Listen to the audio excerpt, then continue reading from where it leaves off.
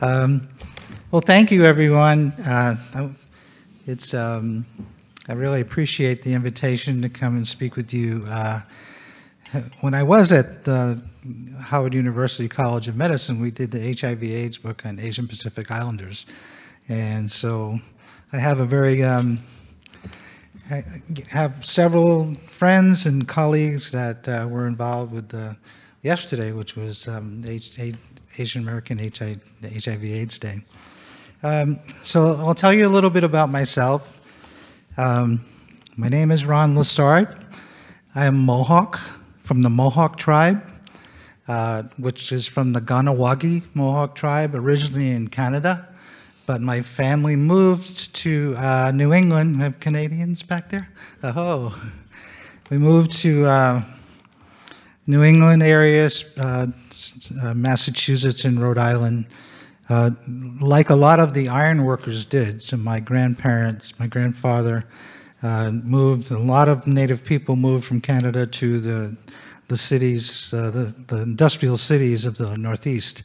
And so, so they did that, which is how I ended up in New England. The first thing I want to mention is that what you're sitting on, these buildings are sitting on the original peoples of this area, with the Piscataway Native people. The Piscataway tribe lived for hundreds and thousands of years. I don't know thousands, but hundreds of years.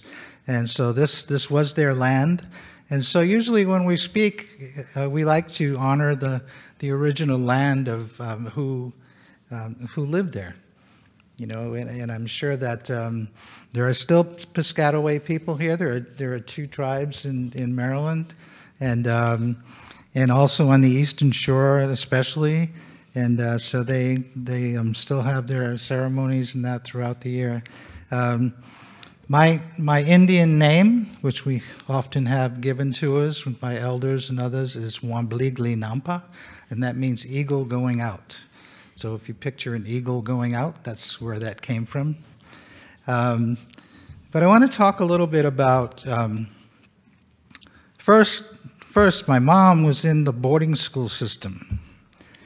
And for those of you who know the boarding school system from American Indian and Alaska Native perspective, that is not like a place where you send your kids so they get a great education.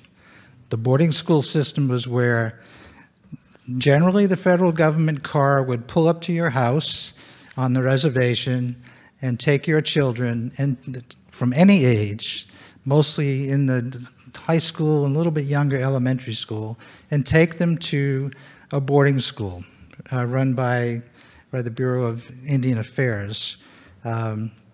So you could be from the Apache Nation, which was in the Southwest, and you could end up at Carlisle Indian School, which was in Pennsylvania. My mom was in the boarding school system in Crown Point and also in Phoenix. These are both in Arizona. But to tell you about we have a lot of similarities with our population, because the boarding school system was one where we were not allowed to speak our language. We were not allowed to practice our ceremonies. And this was taken from us.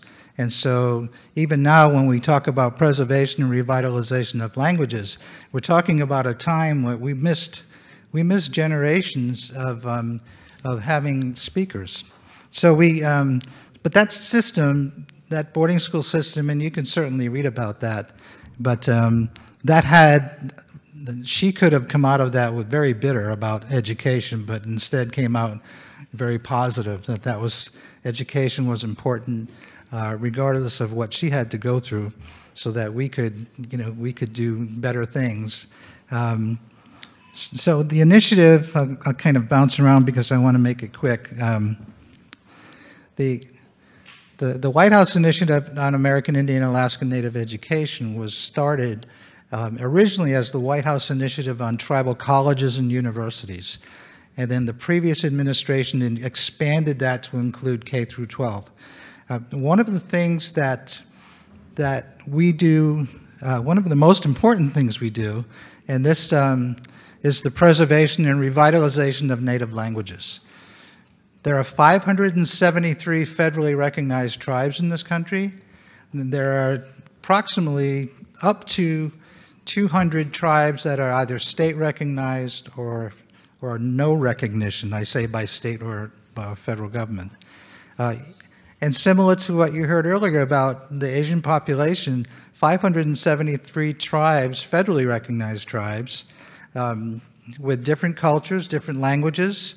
We had different traditions, lived in different parts of the country, from Alaska to the Northeast to the Southwest. And one of the things that people always ask me is, well, why do we have an Office of Indian Education in the Department of Education? Why do we have the Indian Health Service, which is under HHS? We don't have that for other populations. So the answer to that is this comes from the treaties that were signed. Over 300 treaties were signed by Indian tribes and the federal government. And I must say, personally, I'll tell you why I'm laughing, why I say personally, but all of those treaties were broken in one way or another. So the other thing is that, so in exchange for land and for other things, Indian tribes received the promise of a trust responsibility and promise of health care and education. So it's not like they just woke up one day and said, gee, wouldn't it be nice if the government gave us education? No, it came as a part of the treaty and the land and other things that were given up for that. So that trust responsibility is a very important thing. And I make the distinction between American Indian, Alaska Native population and other populations within the United States, the African American, Asian Pacific Islander, Latino, the Hispanic population, because of the political side of that. So we are citizens technically of two nations.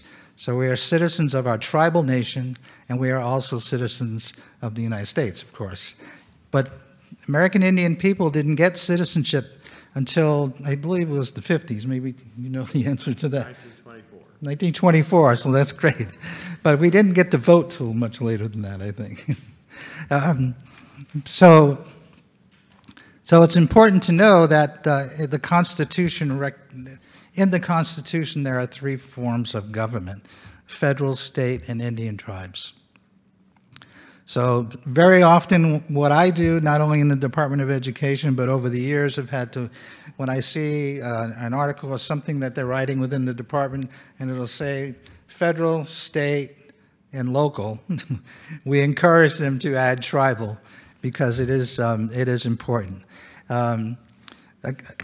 Within the Office of Indian Education in the Department of Education, there are several grants that are administered that go out to, to several communities throughout the country.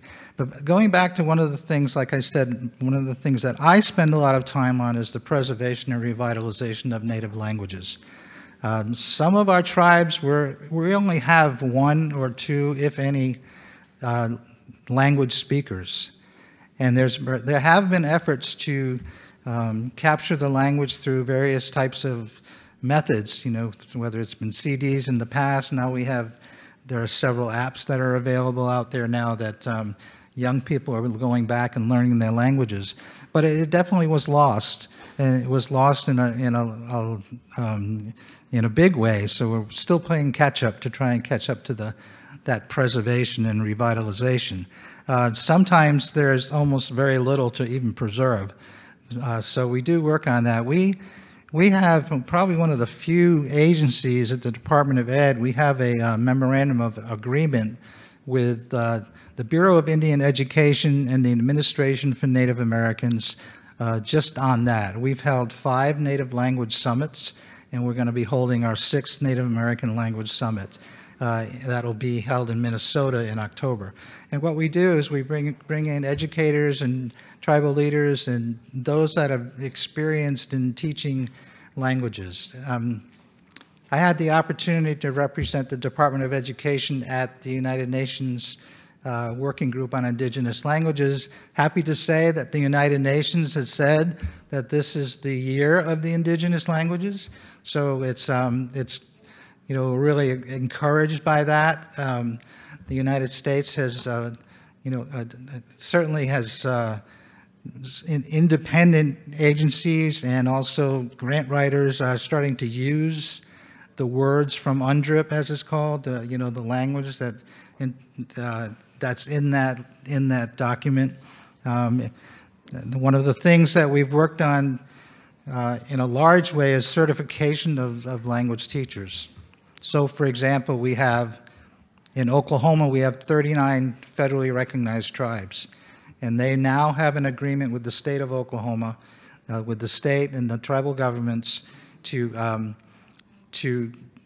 allow so the tribe is the deciding group, don't say group, but the deciding entity that who chooses to be the language speaker or teacher, because the tribes usually know best. But in the past, there have been issues around certification as a linguist. So sometimes you might have an elder who's one of the only tribal speakers left, but they weren't educated in a way where they had certification to be a linguist. So they have that's worked out really well, and we're starting to see that across the country in many states. Let's see what I can talk. So, yeah, I just want to mention a few things about the memorandum of agreement that we have. So I also serve, and this came about from tribal consultations. I serve as the Department of Education's tribal consultation official. I had met with some folks from Thailand once, the indigenous people, and they said, the one thing that they felt they missed and they wished they had were the treaties and were the consultations. Because if the federal government is doing anything that has an impact on a federally recognized tribe or tribes, if it's I say anything, it has to be like a guidance, changing the statute, they have to consult with tribes, because the consultation process is a consultation between a sovereign nation and a sovereign nation. So we've done about 8 consultations in the past year, and we'll be doing more. Sometimes the consultation is just on if we're going to be making a change, adding a priority to something that's a grant. We will consult with tribes, and especially if it appears that it may have an impact on them. The other thing with the memorandum of agreement that we have with the other 2 federal agencies is included in and around the Native American Language Act. I mean, the Native Language Act. One thing that happens in definitions with the federal government, so an Indian tribe is one of the federally recognized tribes. So we don't have what's called a federally recognized tribes in Hawaii. So we don't generally have a consultation with that group. But in the memorandum of agreement, the definition of Indian includes Native Hawaiians. So we've added some of that into the memorandum that we work with, and that's been a real positive thing. A couple of things just in general in the federal government. When you hear of the Indian education, you probably think of the Bureau of Indian Education, which comes under the Department of Interior. The Bureau of Indian Education only represents about 8% of all our Native students.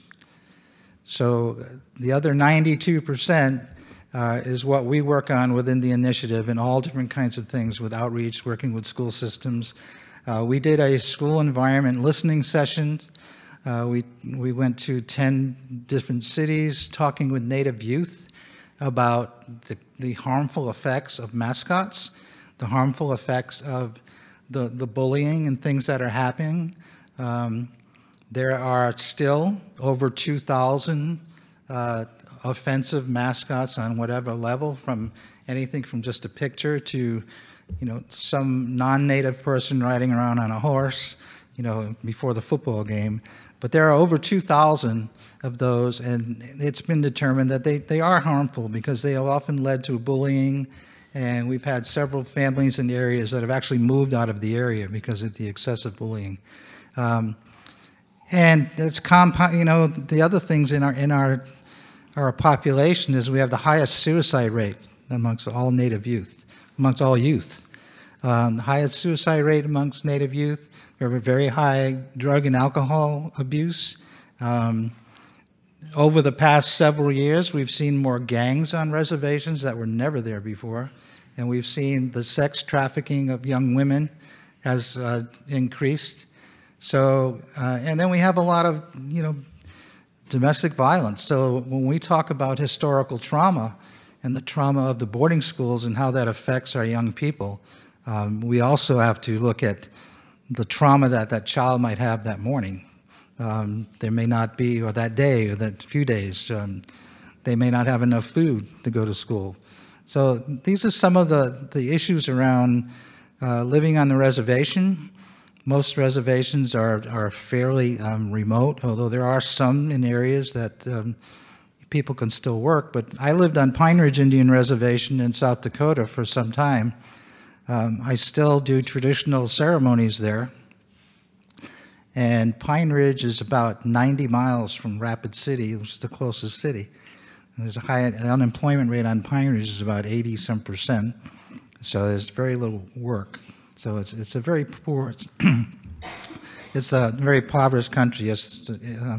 Community. It's I think it's the highest poverty rate of any county in the United States.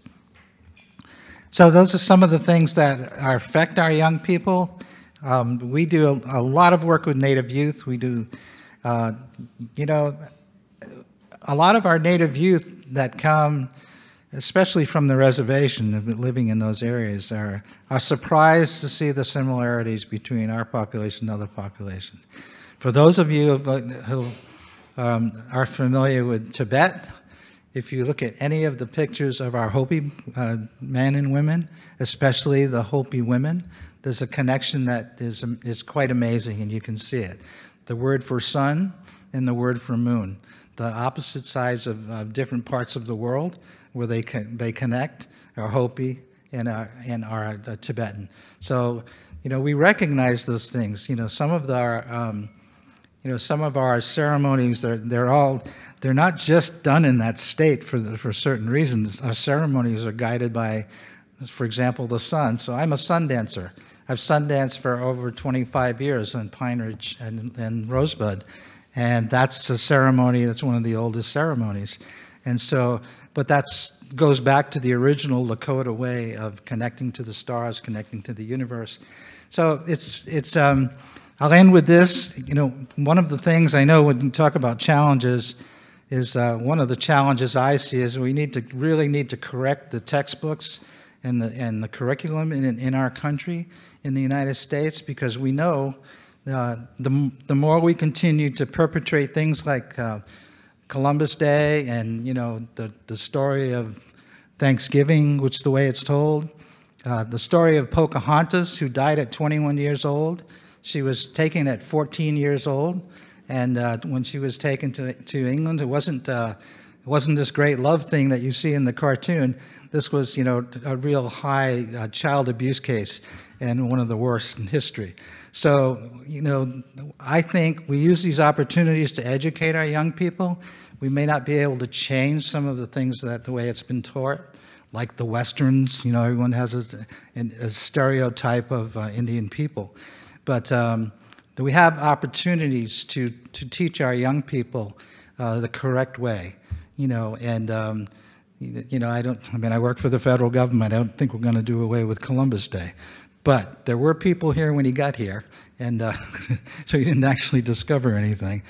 But nowadays, as I get older, I'm happy to have the day off, so I don't worry about it too much. But so with that, I want to thank you. I have lots of information. One of the things that came up earlier today was about DNA, and it makes me think of an interesting story. So we don't measure whether we're Indian or not by DNA. That doesn't, it's based on lineage, ancestry. Some of our tribes based on the patriarchal, some is matriarchal. They once did a DNA test on a Chihuahua, and it came back, it was like 18% Native American. So we pretty much don't pay attention to that. We kind of say, you know, we know where we came from, and, you know, so. And then we do have some old activist friends of mine that say between the Bering Straits and you know, coming into the United States area, that, you know, that they say no, that the footsteps go the other way. You know, we have a creation stories of people here, and that they went that way. So, well, with that, I want to close. I want to thank you. I want to say, O Matakuyasin. Matakuyasin means all my relatives, which means we're all related, actually, you know, in this great human race. So I want to thank you.